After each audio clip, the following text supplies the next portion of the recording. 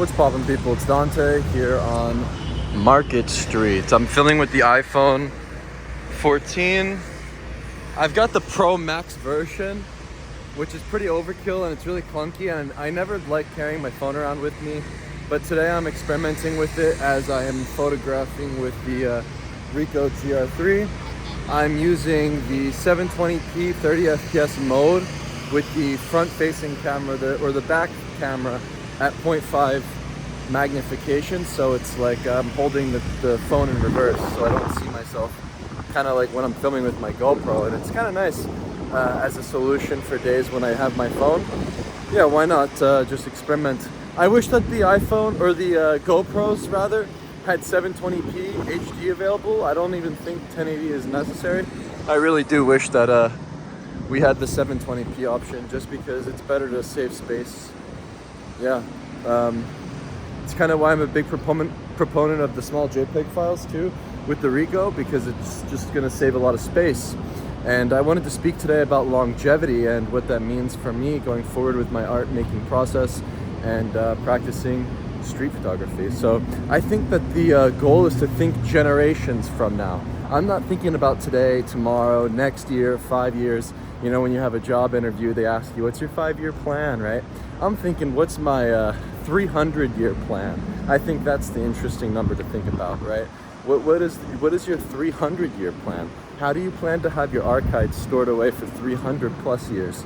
Do you want your photos to live on for generations, or do you want your photos to live on for an Instagram post? I think it's an interesting consideration, given the fact that photography, I think, is quite fragile. I've tried scouring the internet for the archive of Ray Metzger, who is a photographer who worked here in the city of Philadelphia, and it's actually really difficult to find. I believe his work is only existed on maybe some books that are really expensive, and maybe I'll have to purchase some of his books to get a feel of what his work was really like. A lot of the JPEG files that you'll find on Google, they're really low quality and sort of degrade over time. I think when I studied photography early on, I used the pro.magnumphotos.com website to look at the archive of the Magnum photographers. You could keyword search things and find 1,000 photos of a red umbrella if you would type in red umbrella. You could visit that website and see the entire archive of Alex Webb, every JPEG that you've never seen in books, really. Like so many photos that I've never seen before. But I don't know if you can access that anymore. Perhaps you have to pay for a membership now, which I refuse to do. I've made my archive work throughout the world, and I've been studying my own pictures from here on out. That's kind of the goal, is to, sort of learn traditionally and then break the traditions. I can make a good traditional photo, whatever that means, right? And now going forward, I'm trying to transcend notions of what a photograph is, and sort of just innovate using the high contrast black and white small JPEG files with the Ricoh right now.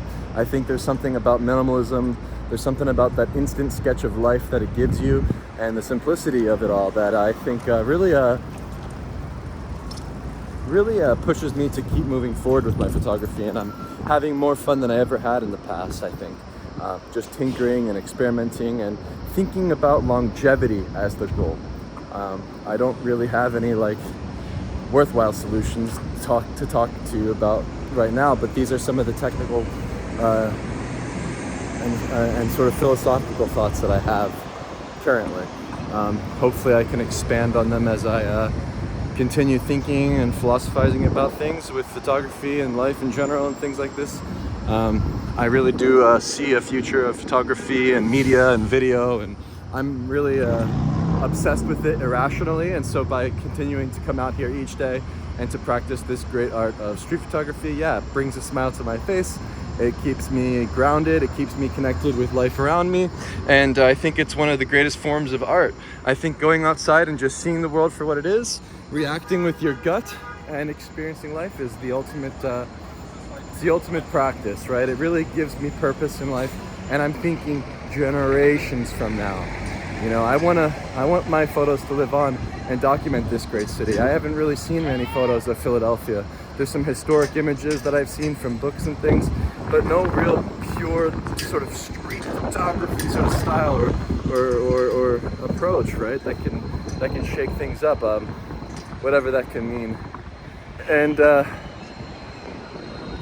sort of just live on to be the archive of Philadelphia. That's my big goal. I'm creating, when I set out each day, I'm not thinking about the photos for a year from now. I'm thinking 300 years from now. I'm thinking I am making the archive of Philadelphia when I come out here with my camera. That's what my thoughts are, right? I'm making the Philadelphia archive.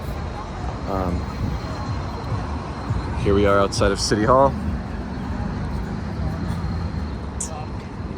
And that's pretty much it.